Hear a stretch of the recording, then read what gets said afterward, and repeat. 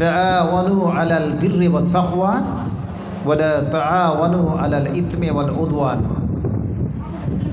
وقال النبي صلى الله عليه وسلم المسلم أخو المسلم رواه مسلم।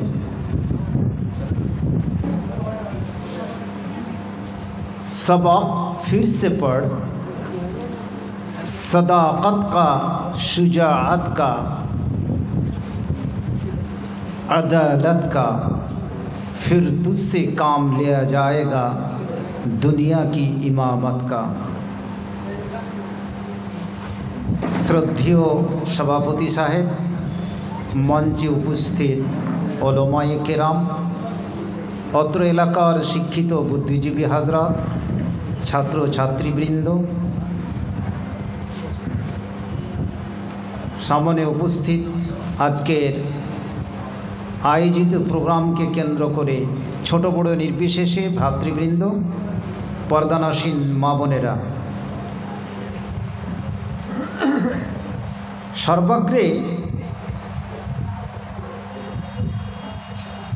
অভিনন্দন এবং সাধুবাদ জানাই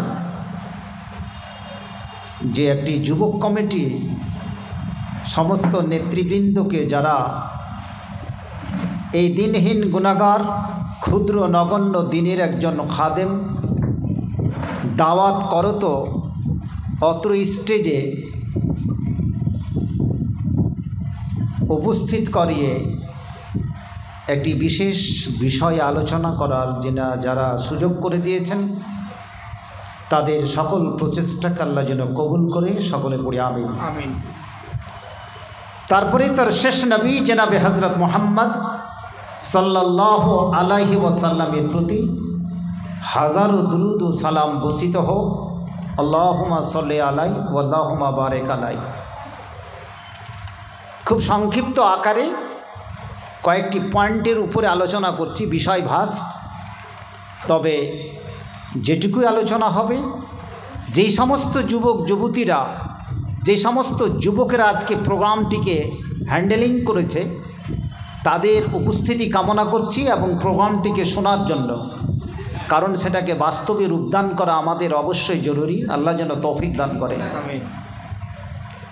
প্রথমেই কথাটি এগিয়ে আসি, বিষয়টা আলোচনা আগেই বিষয়টি সভাপতি সাহেব আপনাদের সম্মুখে ডিসপ্লে করে দিয়েছেন।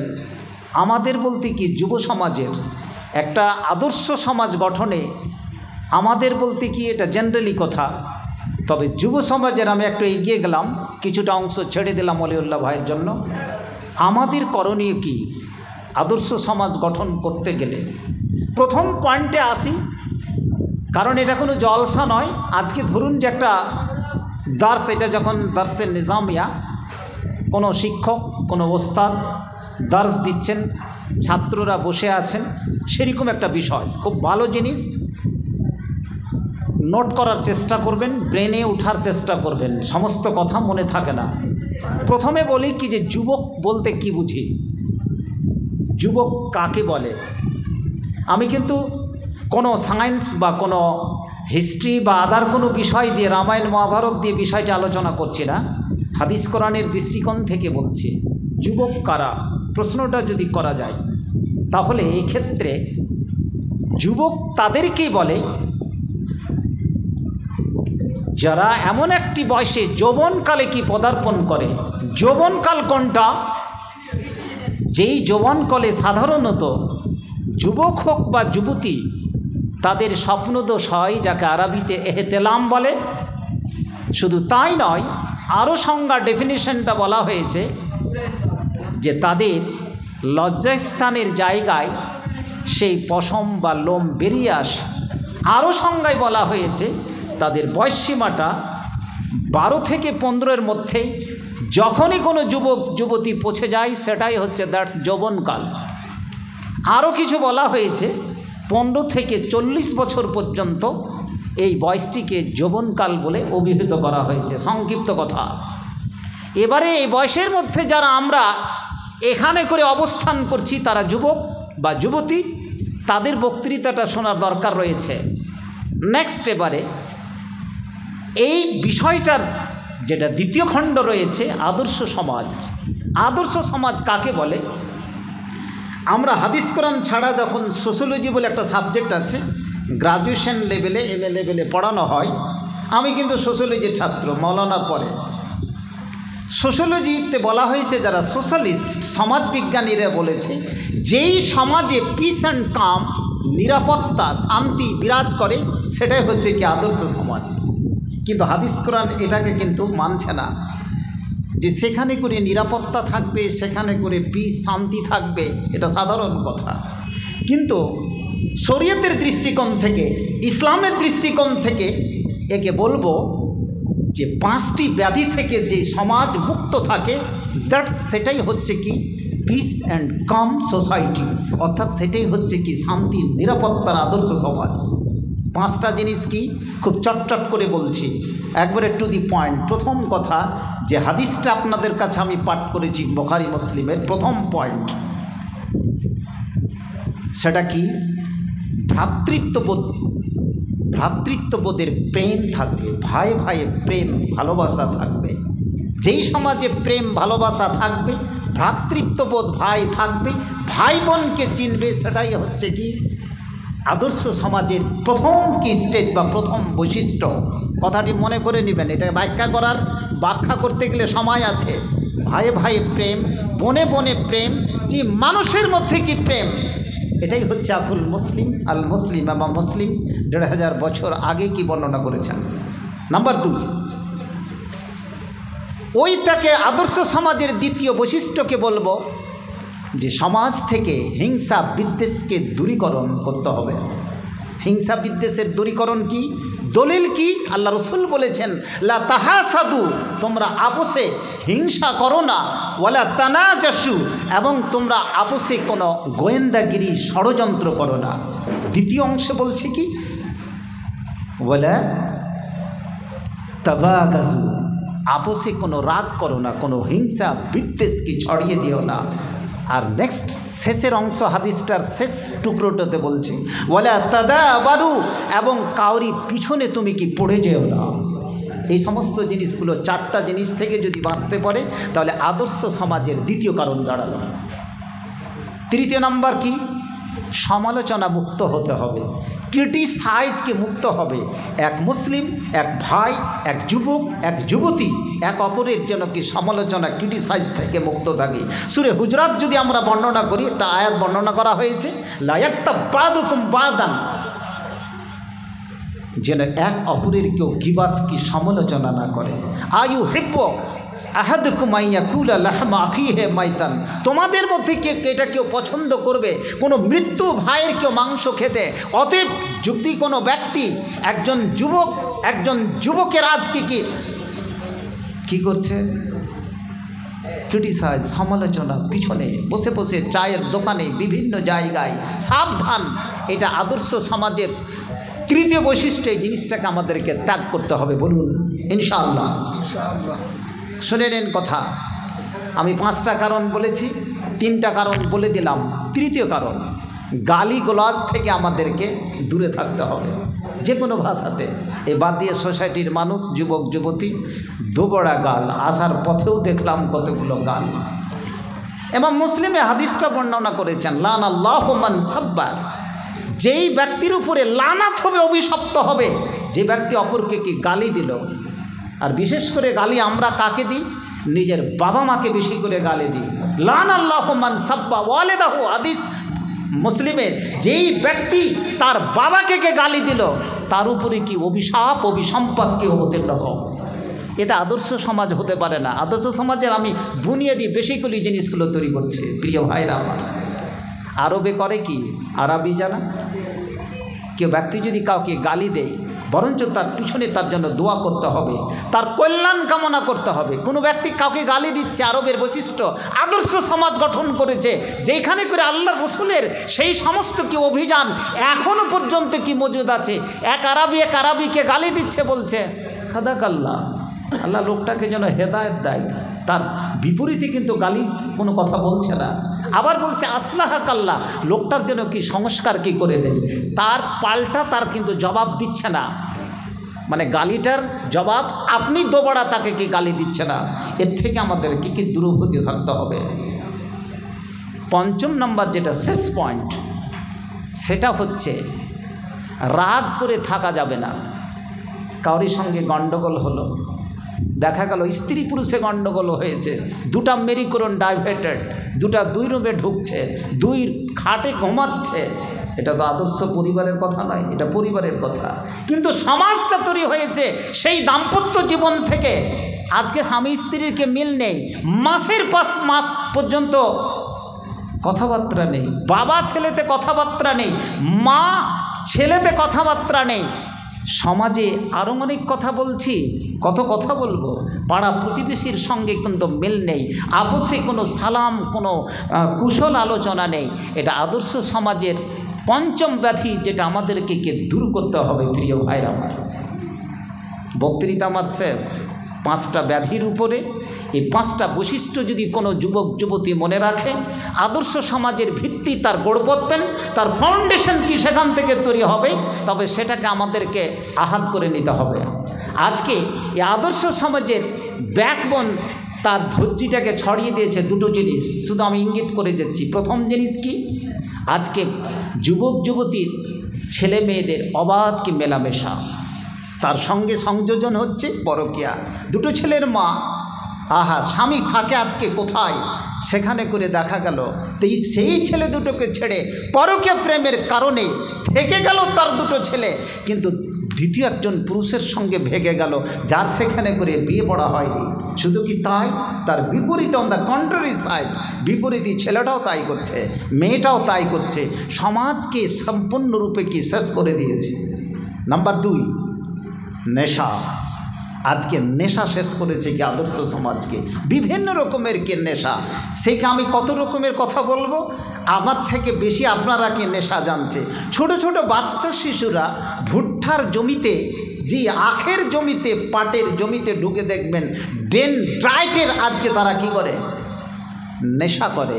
মারাত্মক জিনিস খবর নিয়েছেন আজকে কতগুলো ভারতবর্ষের মাটিতে, নট অনলি কি ভারত, বাট অলসো আপনি পশ্চিমবাংলার খবর নেন, এমন কতগুলো জারজ সন্তান যাদের মা বাবা নেই, বিভিন্ন স্টেশনে, রাস্তা স্টেশনে, বিভিন্ন মেট্রোপলিটন সিটিতে দেখবেন বিভিন্ন জায়গাতে 5টা 6টা 10টা করে বাচ্চাকে ঘুরে বেড়ায়, তাদের কিন্তু বাবা তারা জানে না, তাদের বাবাকে মা ছেড়ে দিয়েছে, তাদের খাবারের কিছু নেই, তারা বিভিন্ন রকমের ডেনড্রাইটের নেশা করে তারা জীবিকা অর্জন করে। এই ছেলেগুলো পরবর্তীতে কি সন্ত্রাসবাদীতে পরিণত হয়, ভারতবর্ষের সুনাগরিক না হয়ে ভারতবর্ষকে বিভিন্ন জায়গাতে নিয়ে যায়। ভয়ঙ্কর কি সমাজ। প্রিয় শ্রোতামণ্ডলী, 3টা জিনিস কিন্তু যদি আমরা বাস্তবে রূপদান করি, তাহলে অটোমেটিক্যালি একটা সমাজ আদর্শ সমাজে পরিণত হবে। যুবক যুবতীরা কান খুলে শুনবে। প্রথম কথা, যেই কথাটি হচ্ছে, যারা আজকে প্রোগ্রামটা হ্যান্ডেলিং করেছে তাদের দৃষ্টি আকর্ষণ করছে, প্রথম কথা হতে হবে, প্রত্যেকটা যুবক যুবতীকে হতে হবে আদর্শ সমাজ গঠন করতে গেলে এবাদতমুখী হতে হবে। প্রথম কথা, এবাদতমুখী কি, কোরআন হাদিসের 30 পারা আমরা যদি এভাবে উল্টে দেখি, এই আয়াতটা প্রায় আছে, ওয়াবুদুল্লাহ ওয়ালা তুশরিকু বিল্লাহ। কোরআন মাজিদে ঢেউয়ের আকারে বলেছে, তোমরা আল্লাহর ইবাদত করো, ওয়ালা তুশরিকু বিল্লাহ, এবং আল্লাহর সাথে কাউকে তুমি শরিক করো না। তো এটা কি শুধু কোরআনের পাতাতে থেকে যাবে, না রানীনগরের যুবক যুবতীর জন্য সেটা বাস্তবায়িত হবে?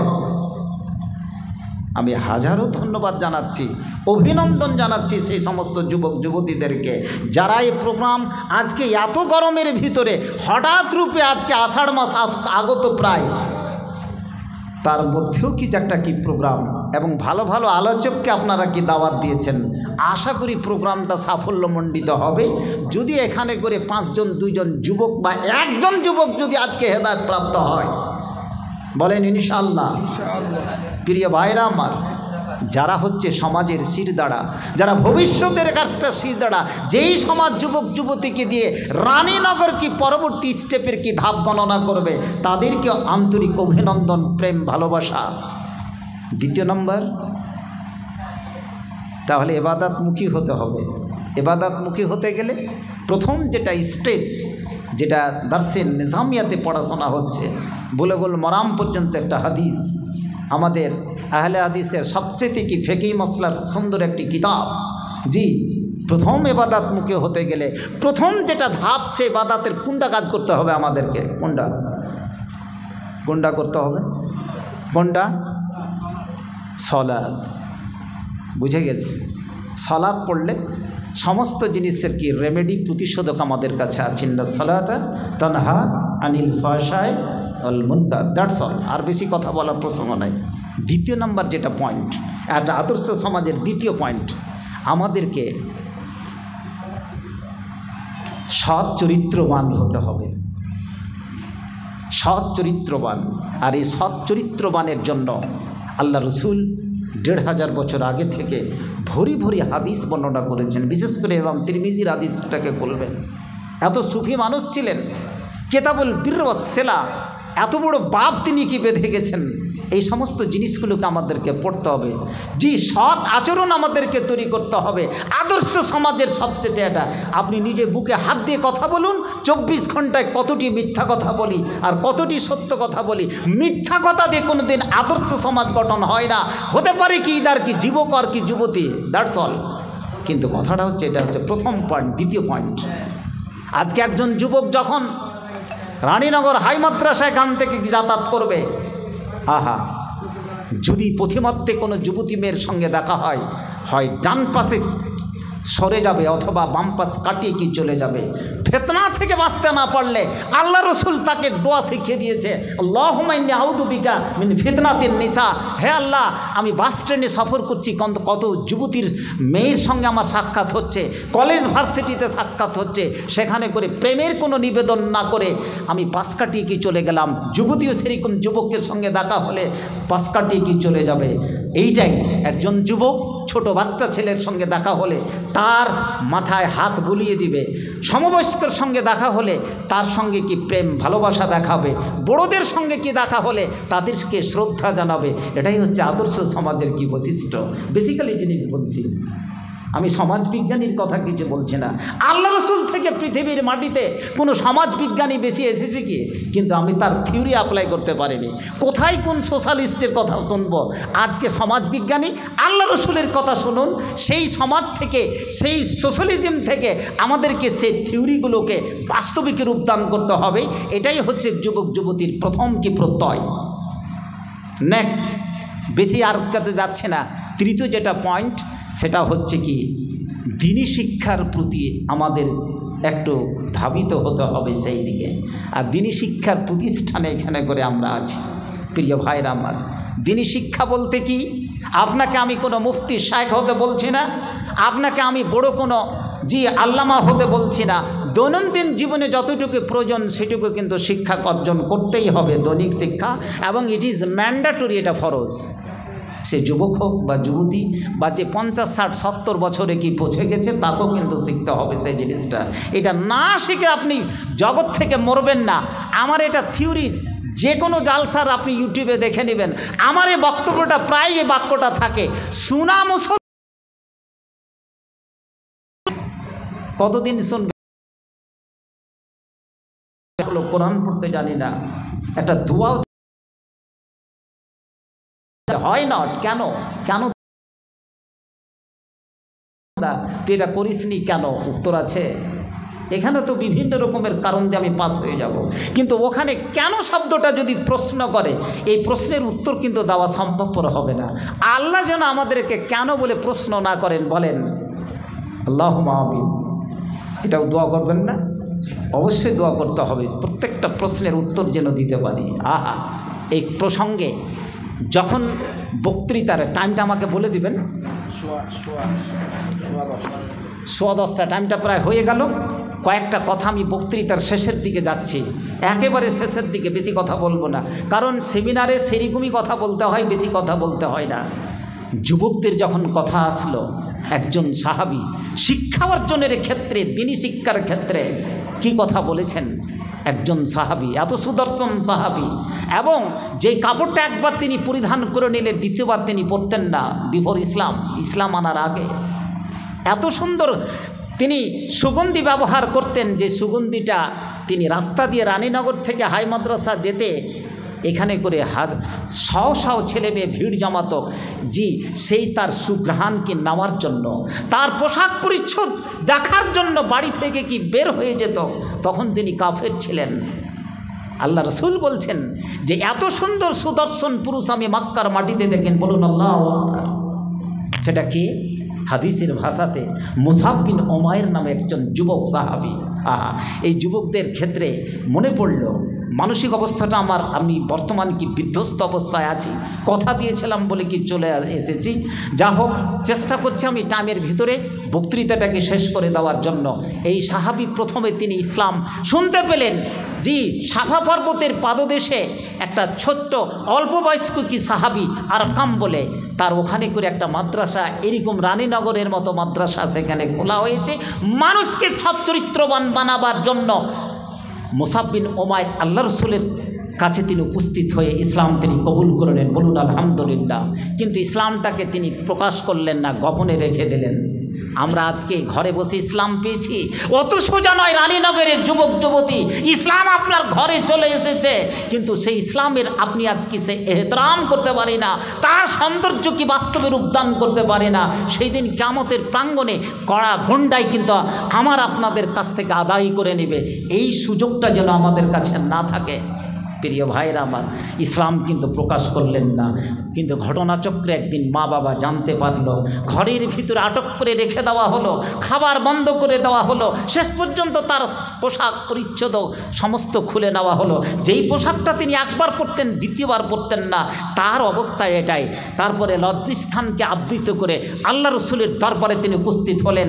আল্লাহ রসুল জোর গলায় বলেছিলেন, আনতা সাহিবি মিনাল ইয়াউম, মুসাব বিন উমাইর তুমি আজকে থেকে আমার সাথী, আনতা সাহিবি মিনাল ইয়াউম। কে আছে এমন যারা সত্য আচরণ করে, সত্য কথা বলে, সতই পথে চলে, তাদের স্থান কিন্তু সেই জায়গায়।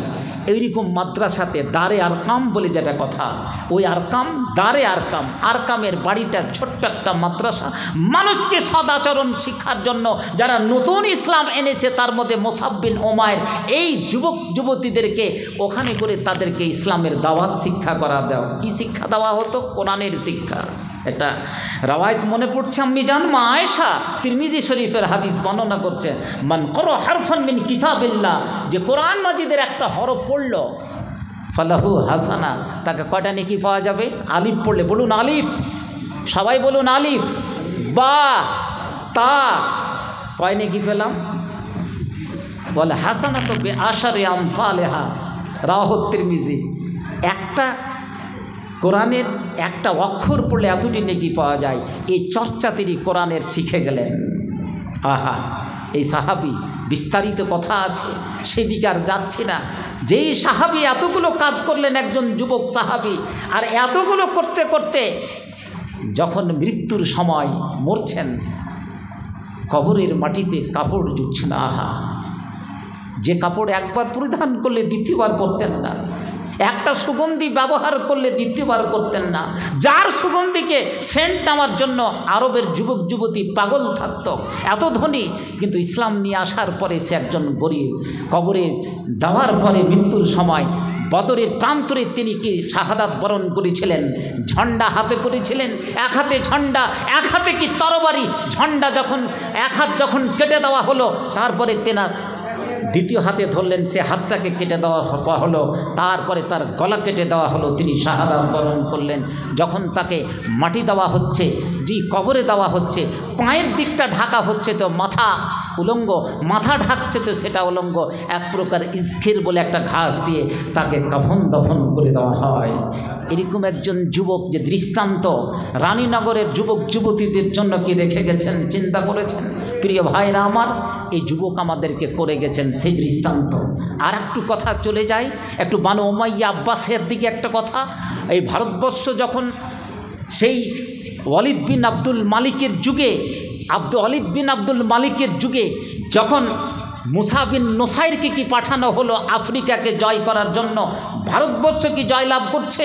জি, আফ্রিকা জয়লাভ করছে, ইউরোপ মহাদেশ জয়লাভ করছে, ভারত উপমহাদেশ জয়লাভ করছে। মুসা বিন নুসাইরকে কি বলা হলো, তুমি যাও আফ্রিকাকে, তুমি আজকে কি ফাতা করো। সেখানে করে গিয়ে দেখলো যে ফাতা করতে আছে, জয় করতে আছে, আর পিছন দিক থেকে বর্বর জাতি, যারাকে বারবার বলা হতো পিছন দিক থেকে উচ্ছৃঙ্খল উগ্র জাতি, সে আবার দখল করতে আছে। তিনি দেখলেন এরকম করে তো আর কোনো লাভ হবে না, আমি একদিক থেকে জয় করছি আর বিজিত জায়গাগুলোকে আবার তারা কি দখল করে নিচ্ছে।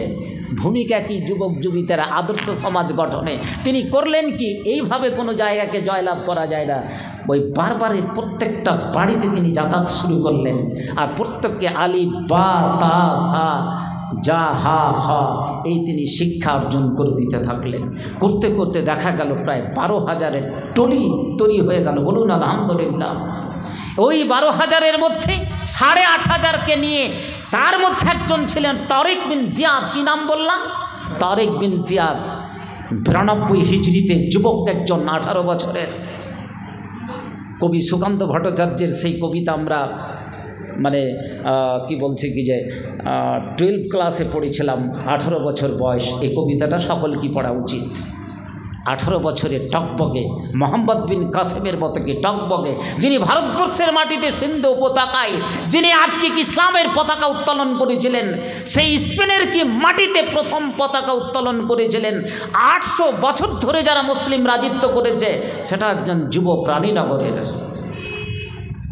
প্রিয় ভাইরা আমার, 92 হিজরিতে তাকে দায়িত্ব দিলেন মুসা বিন নুসাইর। আমি এ দায়িত্ব নিব না, তোমাদের মধ্যে দায়িত্ব নিয়ে তাকে কমান্ডার ইন চিফ বানিয়ে দিলেন। মুসা সেই দিন তারিক বিন জিয়াদ বলেছিলেন, ওরা কুমুল গাবা, তোমাদের পিছনে আফ্রিকার জঙ্গল, ও আমা আমাকুমুল বাহার, আর তোমাদের সামনে রয়েছে ভূমধ্যসাগর।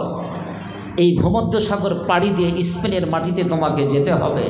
আজকে ইতিহাস যদি পড়েন, তারিক বিন জিয়াদ সে 18 বছরের টকবগে 16 বছরের একজন যুবক, যেই ইতিহাস তিনি করে গেছেন স্পেনের মাটিতে। 800 বছর পর্যন্ত রাজত্ব করেছে।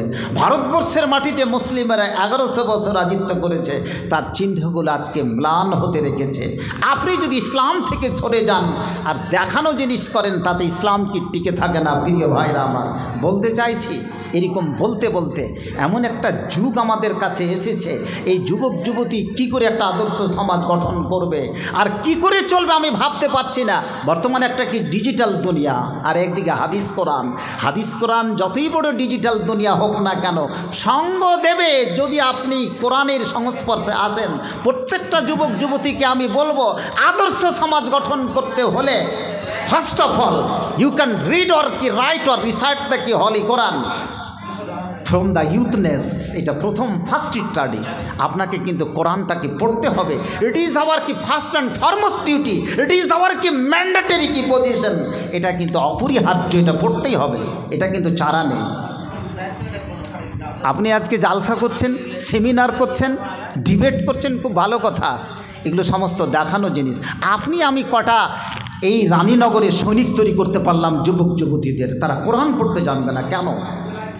ইসলাম আপনার যে কোনো সময়কে কেড়ে নিতে পারে যদি কোরআনের শিক্ষা যদি আপনার না থাকে। কাটবেই। ছেলে মেয়ে কিছু বুঝে না, বাবার জানাজাতে শরীক হওয়ার জন্য কাঁদছে, দৌড়াচ্ছে, জানাজার দোয়াটা তো তার জানা নেই, সুরে ফাতেহাটা তার জানা নেই। এটা ভয়ঙ্কর অবস্থা। আপনার কাছ থেকে যে কোনো সময় দাজ্জাল আপনার ইমানকে কেড়ে নিতে পারবে, কেড়ে নেবে। এমন একটা যুগ আসছে, এ মোবাইল চলে আসছে। এলন মাস্ক অ্যাডভান্স কি টেকনোলজি সারা পৃথিবীতে টেকনোলজি দিতে চাইছে। স্যাটেলাইট বসানো হয়ে গেছে পৃথিবীর প্রত্যেকটা জায়গাতে। টেকনোলজি কি পৌঁছে যাবে। এ মোবাইল বিনা চার্জে চলবে, এ মোবাইল বিনা সিমে চলবে। একটা নতুন দুনিয়া কিন্তু আসছে খুব সন্নিকটে। এই যুবক যুবতীকে ধরে রাখতে পারবে এইখানে করে কোনো টাকা খরচ হবে না। কোন জায়গা থেকে চলে যাবে, আপনার অ্যাকাউন্ট থেকে টাকা হ্যাক হয়ে যাবে, আপনার সমস্ত জিনিস করে নেবে। এটা কিন্তু অলরেডি কি লঞ্চ হয়ে গেছে। এবারে আমাদেরকে জায়গাটা থেকে কি বাঁচতে গেলে কি কাজ করতে হবে? প্রথমেই কোরআনের কাছে খানিকটা এগিয়ে আসতে হবে, আপনাকে খানিকটা পড়তে হবে, শিখতে হবে, অর্থটা জানতে হবে। আমি বলেছি কোনো শাইখুল ইসলাম, কোনো মাওলানা হতে হবে না, কিছু লিটারেচারগুলো পড়তে হবে, ইসলামের সংস্পর্শে আসতে হবে। যে কোনো ইবলিস, যে কোনো দাজ্জাল এই যুবক যুবতীর কাছ থেকে ঈমানকে কেড়ে নেবে, তার ইসলামকে কেড়ে নেবে। প্রিয় ভাইরা আমার, আমরা তো দেখছি সবই কিছু, মোবাইলে শুনছি, যে কোনো জায়গায় কী দরকার এই সমস্ত কি প্রোগ্রাম করার। আজকাল যে কোনো কি প্রোগ্রাম, যে কোনো টেকনোলজি ঘর থেকে আমরা কি পেয়ে যাই। একটা মোবাইল যদি অন করি 400-500 বক্তা আছে, ভালো ভালো ওরেটার। আমার মতো ওবায়দুল্লাহ ফালাহির কী প্রয়োজন আছে বক্তৃতা শোনার? আপনি যদি ওটা ব্যবহার করতে জানেন তাহলে সেখান থেকে কিন্তু আপনি অনেক কিছু পেয়ে যাবেন। বসে বসে একজন বড় শাইখুল ইসলাম হতে পারেন, কিন্তু আমি কি ব্যবহার করতে জানি না? আমি তো ব্যবহার করছি কার্টুন, আমি তো ব্যবহার করছি অশ্লীল পণ্য ছবি। আমার জীবনটা থেকে মুর্দা হয়ে গেছে। কিছু যুবক যুবতী এখনই এক্সপায়ার হয়ে গেছে, তারা সংসারের জীবন দেখেনি, এই মোবাইলে কি অশ্লীল ছবি দেখে দেখে দেখে দেখে তার সম্পর্ক আদর্শ সমাজের এই সমস্ত যুবক যুবতীদের আদর্শ সমাজ গঠন হবে। আমি প্রথমে 5টা পয়েন্ট যেটা বলে দিয়েছি, আমার মিত অবৈধুর রহমান সাহেব আছেন, ওই 5টা পয়েন্টকে প্লিজ রাইট ডাউন, সেটাকে লিখুন অ্যান্ড মেমোরাইজ অ্যান্ড কমপ্লিটলি কি প্র্যাকটিস ইন সোসাইটি, এবং এটাকে বাস্তবে রূপদান করার কি চেষ্টা করেন, এটাকে প্রত্যেকেই করতে হবে। প্রিয় ভাইরা আমার, আপনি দেখবেন এই আদর্শ সমাজের ভূমিকা না নিয়ে যদি দিন থেকে সরে যান। আমরা হাদিস কোরআন থেকে শুনছি, অনেক সময় শুনি, যখন আমরা বানু ইসরাইল থেকে, কোরআন মাজিদ একটা সূরা আছে কি বানু ইসরাইল, এখান থেকে আমরা যখন দেখি তখন দেখা যায় কিছু মানুষকে অনেক সময় শুকুরে পরিণত করেছে, সরে, অনেক সময় দেখা যায় বানরে পরিণত করেছে। কি এমন তাদের গোনা ছিল? মানুষকে যদি একটা প্রজন্ম থেকে অন্য প্রজন্মে, একটা প্রাণী থেকে অন্য প্রাণীতে যদি পরিণত করে, তাহলে মানুষকে কোনো কুকুর, শৃগাল, মহিষ, ছাগলে পরিণত করবে না। কিসে পরিণত করবে? পাপের মাত্রা যদি অতিরিক্ত কি বেড়ে যায়, তাহলে মানুষকে শুকুর এবং বানরে পরিণত করবে। এটা খুব সহজ আল্লাহকে করার। আপনি রাত্রে শুয়ে আছেন, সকালে উঠে দেখবেন আজানের আগে আপনি বানর হয়ে গেছেন। রাত্রে শুয়ে আছেন, সকালে উঠে দেখবেন যে আপনি শুকুর অর্থাৎ সোর হয়ে আপনি বিছানাতে শুয়ে আছেন। কেন? এটা হয় কি করে? আমরা যখন বায়োলজিক্যাল থিওরি পড়ি, ডারউইনের তত্ত্ব যখন পড়ি, মানুষের যেটা আদিম প্রজন্ম নাকি আমরা বানর থেকে এসেছি, কিন্তু এটা ডাহা মিথ্যা কথা, আসলে মিথ্যা কথা। এখন এটা প্রমাণিত হয়ে গেল। আমরা যদি কোরআনের ছাত্র হই তাহলে আমরা প্রত্যেকটা জিনিস কিন্তু ভালো করে বুঝব। কেন এটা হবে? আজকে বিজ্ঞানী কিন্তু এটা প্রমাণ করে দিয়েছে। প্রত্যেকটা যুবক যুবতীর আমি দৃষ্টি আকর্ষণ করছি, হে যুবক যুবতী রানীনগর, তোমরা কোনো সময় বানরও হয়ে যেতে পারো, শুকুরও হয়ে যেতে পারে। পাপের মাত্রা যদি রাত্রি 2টো পর্যন্ত জানালা কপাট বন্ধ করে, মা বাবা জানে না স্ত্রী পুরুষ দুই দিকে মোবাইলে অশ্লীল ছবি, পণ্য ছবি দেখতে আছে, অশ্লীল কাণ্ড করতে আছে, এরা বানরের শুকুরে পরিণত হবে না তো কি হবে? আমি তো নিজের পরিবারটাকে আদর্শ পরিবার গঠন করতে জানি, ভাইরাস, তাহলে আমি রানীনগর আদর্শ সমাজ কী করে গঠন করতে পারি? That's very impossible for every কি ইউথ অর ফর এভরি কি হিউম্যান বিং। দ্যাটস ইম্পসিবল, এটা সম্ভব নয়। প্রিয় ভাইরা আমার, এটা হয় কি করে, কি করে করতে হবে? এটা প্রমাণ করেছে কি বিজ্ঞানীরা, যে কুকুর আর না শুকুর আর বানরের ওদের যে রক্তের যেটা ডিএনএ, মানুষের ডিএনএর একেবারে পাশাপাশি। আল্লাহ যদি ইচ্ছা করে তাহলে অলরেডি ওদের ডিএনএটাকে পরিবর্তন করে শুকুর এবং বানর বানিয়ে দিতে পারে অন্য অন্য প্রাণী থেকে। এটা সব একটু থেকে ওঠে। মানুষের শরীরে ক্যান্সার হয়, উদাহরণ দিচ্ছি, ক্যান্সার হয়, তার আগে হয় আলসার। আলসার মানে হচ্ছে কি ঘা, আর ক্যান্সার মানে পচে যাওয়া। একটা কোনো জিনিসে আমার লিভারে বা পিত্তথলিতে আলসার হলো, সেটা যখন পচে যায়, শেষ, কোনো আনসার নেই, সেটা ক্যান্সার, মানুষের কি মৃত্যু। ঠিক আলসার থেকে ক্যান্সারকে পরিণত করতে আল্লাহর পক্ষে সহজ। সেরকম মানুষকে, মানুষের ডিএনএটাকে পরিবর্তন করে বানর এবং শুকুরের তৈরি করতে এটা সহজ, কোন ফায়াকুনের মতো ব্যাপার। আল্লাহ গো, আমাদেরকে যে বানর শুকুরে কি তুমি পরিণত করার তুমি সেই সুযোগ থেকে আল্লাহ তুমি আমাদেরকে অব্যাহতি রাখো, আমাদেরকে পরিত্রাণ দেও, সকলে পড়ি আমিন। প্রিয় যুবক যুবতী এবং পর্দানসীন কি মা বোনেরা, আমি বলতে চাইছি, মরতে হবে সকলকে, ঘড়ির কাঁটা প্রায় হয়ে গেছে, মাত্র 15 মিনিট 5 মিনিট আছে। ঘড়ি যদি ঠিক থাকে শেষের মুহূর্তে মরতে হবে সবাইকে, যুবক যুবতী আবাল বৃদ্ধা বনিতা সকলকে কবরে যেতে হবে। আমাকে নাইল আখতার নিয়ে আসছিল, তো বলছে যে মৌলানা আমি কবরের স্বপ্নটা বেশি দেখি, বসে বসে হয়তো চিন্তা করি, কবরের স্বপ্ন বলে চিন্তা করি, কবর বলে কি ভয় করি। আউয়ালু মনজিলিন আউয়ালু মনজাল কবর আউয়ালু মনজিলিন মানাজিলিল আখিরা। ঠিক পড়লে না বেঠে? ঠিক করে দেন। জি জি, সমস্ত কবর মঞ্জিলের ভিতরে প্রথম স্টেজটা কি? কবর। কবরে প্রথম সাক্ষাৎ হবে না? এই কবরে গিয়ে আমাদেরকে যুবক যুবতী হোক আবাল বৃদ্ধা বনিতা সকলকে 3টা প্রশ্ন আমাদেরকে করা হয় না? এই প্রশ্ন 3টা কিন্তু আউট আছে, দিদি সরকার বাহাদুর আউট করে দিয়েছে। কিন্তু সেদিন তো মনে থাকবে, তো মনে না থাকলে অটো জেরাস করে কাফনের কাপড়ে করে নিয়ে যাওয়া যায়, সমস্ত যুবক যুবতীরা নিয়ে যাবে, তাই না? সে তখন দেখে দেখে বলবো, সম্ভবপর হবে কি? প্রশ্ন, জানা প্রশ্ন কি ভুলে যাবে? আল্লাহ যদি, আল্লাহর ফারিস্তারা কেন বলে যদি আল্লাহর বান্দা বান্দিকে প্রশ্ন করে, সে প্রশ্নের উত্তর দেওয়া সম্ভব হবে না। ও প্রশ্ন 3টা কি আমাদের সকলেরই জানা। প্রথম প্রশ্ন যেটা করা হবে সেটা হচ্ছে কি, মার রব্বুকা, তোমার রবকে, তার মানে সার্বভৌমত্ব কার, আইন মেনেছ কার, এটা প্রথম প্রশ্ন, তাই না? দ্বিতীয় নম্বর যেটা প্রশ্ন করা হবে, মা দীনুকা, আর কার দল করেছ, দলটা কার করেছে। দিন শব্দের অর্থ আন্দোলন, দিন শব্দের অর্থ হচ্ছে কি সংগঠন, দিন শব্দের অর্থ হচ্ছে কি কোরআন। যেমন কোরআন মাজিদে আনা আখাফু আন উবাদ্দিলা দীনাকুম ইন্না দীনা ইনদাল্লাহিল ইসলাম আল ইয়াউমা আকমালতু লাকুম দীনাকুম ওয়া আতমামতু আলাইকুম নিয়ামতি ওয়া রাযীতু লাকুমুল ইসলাম দীনা। দিনের বিস্তারিতকে লঘবি তাহকিক করা হয়েছে, দিনের বিস্তারিত বর্ণনা করা হয়েছে। দিন শব্দের অর্থ সংগঠন, দিন শব্দের অর্থ হচ্ছে আন্দোলন, দিন শব্দের অর্থ হচ্ছে কি ধর্ম, দিন শব্দের অর্থ হচ্ছে কি এলিমেন্ট। আপনাকে জিজ্ঞেস করা হবে যে আপনি কোন দলের। তাহলে প্রথম কথাটা হচ্ছে তুমি আইন মেনেছো কার, তুমি দল করেছো কোনটা। আর শেষে একটা প্রশ্ন করা হবে, সেটা প্রশ্ন কিন্তু আমাদের জানা উত্তর, মান নবী উকা, তোমার নবী কে, কে আমাদের নবী। সকলে পড়ুন, শেষখানে কি পড়তে হবে, সাল্লাল্লাহু আলাইহি সাল্লাম। দিন থেকে অনেক সরে গেছি, এখনকার যুবক যুবতীরা কিছু বুঝে না। কখন শুধু ওটা নিজামে মাদ্রাসার মূলবিটি বলবে, ওকে 800, 8,000, 9,000 টাকা বেতন, 5-6 হাজার টাকা দেওয়া হয়। একটা মক্তবে মৌলবি সাহেবকে এই টাকা কি দেওয়া হয়, তারাই পড়বে মাশাআল্লাহ, তারাই পড়বে বারাকাল্লাহ, তারাই বলে হাইয়াকাল্লাহ, তারাই পড়বে আলহামদুলিল্লাহ, তারাই পড়বে সুবহানাল্লাহ, তারাই পড়বে আলহামদুলিল্লাহ। আর তুমি শুধু বসে বসে তামসা দেখবে, তাই না? এই তো যুবক যুবতী নাকি? তাদেরই কি এটা দায়িত্ব?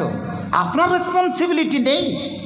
আল্লাহ রসুলের যুগের সাহাবাই কেরামের, সালাফি সালেহিন তাবা তাবিনের যুগের যুবকদের ইতিহাসকে ডেকে রাখেন। আজকে যুবক সমাজের অধপতনের জন্য আদর্শ সমাজের ভূমিকা তো দূরের কথা, তোমার নিজেরই খবর নেই তুমি কোথায় দাজ্জালের এজেন্ট হয়ে গেছো, তুমি ইবলিসের একটা এজেন্ট হয়ে গেছো। তুমি আগে নিজেকে কি পরিবর্তন করে, কু আনফুসাকুম ওয়া আহলিকুম নারা, নিজে আগে পরিবর্তন না করলে তোমার স্ত্রীকে তুমি পরিবর্তন করবে কি করে, তোমার সমাজকে তুমি কি করে পরিবর্তন করবে, এটা সম্ভবপর নয়। শেষ প্রশ্ন হচ্ছে নবী। নবী শব্দ কোরআন মাজিদে একটা সূরা আছে, সূরাতুন নাবা, আমসি পারাতে। নাবা শব্দের অর্থ হচ্ছে ইনফরমেশন, নাবা শব্দের অর্থ হচ্ছে কি ব্রেকিং নিউজ, নাবা শব্দের অর্থ হচ্ছে কি সংবাদ, শিরোনামা, সংবাদ। নাবা শব্দের অর্থ হচ্ছে, এতে থেকে শব্দটা ইংরেজি নিউজ কথাটি এসেছে। নিউজ মানে নর্থ ইস্ট, চারিদিককার খবর। সমস্তগুলোকে আমাদেরকে রেডিও, বিভিন্ন টিভি মাধ্যমে কি শোনানো হয়। ঠিক নবীর কাজ হচ্ছে সারা পৃথিবীর মানুষের বিভিন্ন জায়গার মানুষকে কি সঠিক পথে নিয়ে আসবে, সেই ওহী মারফত, জিবরিল মারফত যে সমস্ত সংবাদ আল্লাহ তাআলা দিয়ে পাঠাবে, মানুষের প্রত্যেকটার কানে কানে সমাজে সেটা পরিবর্তন করে নিয়ে আসবে, মানুষকে সঠিক পথে দেখাবে। তাহলে 3টাই প্রশ্ন করা হবে, আইন মেনেছো কার, দল করেছো কার, এবং তোমার দলের নেতাকে। তাহলে কোশ্চিন 3টা কিন্তু রাজনৈতিক, পলিটিক্যাল। নমাজ, রোজা, হজ, জাকাতের কথা আছে কি? আছে। এই কথাটি সমটি মনে হচ্ছে কি পলিটিক্যাল, রাজনৈতিক প্রশ্ন করা হবে। আজকে আমাদেরকে নামাজ, রোজা, হজ, জাকাত যে সমস্ত কি পিলারগুলো আছে সেই সমস্ত জিনিসগুলোকে আমাদেরকে জেনে নিতে হবে, তাহলে ওই পলিটিক্যাল উত্তরটা কবরে আমাদের কাছে কি সহজ হবে। এই চলার পথে পথে এই প্রোগ্রামের যারা আজকে কি ভূমিকা নিয়েছে, খুব ভালো লাগলো। সেই সমস্ত যুবকেদেরকে আমি আন্তরিক অভিনন্দন কি প্রেম ভালোবাসা জানাচ্ছি। এরকম পুনঃ প্রতিষ্ঠান পুনঃ প্রোগ্রামগুলো করার চেষ্টা করবে এবং সর্বোপরি এই সমস্ত যুবক নেতৃবৃন্দকে বলবো, তোমরা আগে নিজে পরিবর্তন হও। তোমরা প্রথমে কি কোরআন মাজিদটা কি পড়তে শিখো, আর কোরআন মাজিদটা পড়তে হবে অর্থসহ, এটা তোমাদের কাজ। তাহলে আদর্শ সমাজের তুমি ভূমিকা নিতে পারবে এবং আদর্শ মানুষকে আদর্শ সমাজের ভূমিকায় তুমি বাস্তবায়িত করবে। এ আমার অনুরোধ রইল, কামনা এবং কি বাসনা রইল। তার সঙ্গে সঙ্গে যুবতী মায়েদের বিরাট কি ভূমিকা রয়েছে, যারা কলেজ ভার্সিটিতে কি লেখাপড়া করে, আজকে তাদের কি ভূমিকা কম নয় তাদের থেকে।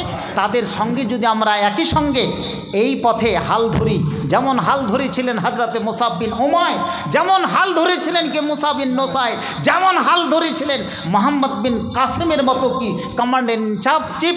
অতএব আমাদেরকে সেরকমভাবে ছোট্ট ছোট ছেলে মেয়েদেরকে তরবিয়ত দিয়ে, যে ট্রেনিং দিয়ে, প্রশিক্ষণ দিয়ে, মা বাবা তাদেরকে শক্ত হাল ধরে পরিবার থেকে নিয়ে, সমাজ থেকে নিয়ে এইভাবে এগিয়ে নিয়ে যেতে হবে। এটা আমাদের আশু প্রয়োজন এবং প্রত্যেকটা সমাজের ভিত্তি পরিবর্তন যেন হাদিস কোরআনের দৃষ্টিভঙ্গিত হয়, এটাই হচ্ছে কি কামনা বাসনা। এই যুবক দলকে আন্তরিক অভিনন্দন জানিয়ে, যে আবাল বৃদ্ধা বনিতা সকলকে প্রেম ভালোবাসা জানিয়ে, বক্তৃতার মাধ্যমে কোনো জায়গায় যদি